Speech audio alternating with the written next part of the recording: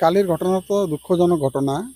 কাৰণ যি হৈছে মানে আমাৰ ইয়াত পাইপলাইনৰ কাণ্ডটো হয়তো এতিয়া ওলাই পৰিলে যে মানুহে কৰিছে।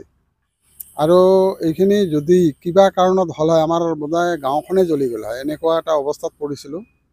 যিয়ে নহওক আমাৰ যিখিনি হৈছে কালি হয়তো থানাৰ ষ্টাফে আহি তো পানীৰ পাইপেদি বহুতখিনি আমাক উপকাৰ কৰিছিল।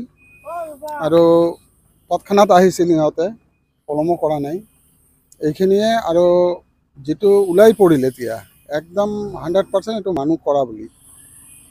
কাৰণ এই দুষ্কৃতিক আমালোকে ধৰি অতি কঠোৰতম শাস্তিৰ ব্যৱস্থা যাতে কৰে প্ৰশাসনে, এইখিনিয়ে মোৰ আশা। আৰু তাতে ফুটা কৰা বুলি দেখা যায়, এতিয়া যিটো ওলাই পৰিছে ফুটা কৰিছে। এতিয়া কিয় কৰিলে এইটোতো আমি ক'ব নোৱাৰোঁ। ইহঁতে হয়তো চুৰি কৰাৰ কাৰণেই কৰিছে, এইখিনিয়ে হ'ব। মেৰামতিৰ বাবে ডিপাৰ্টমেণ্টৰ পৰা মানুহ আহিছে, আহি সিহঁতে মেৰামতি কৰি আছে।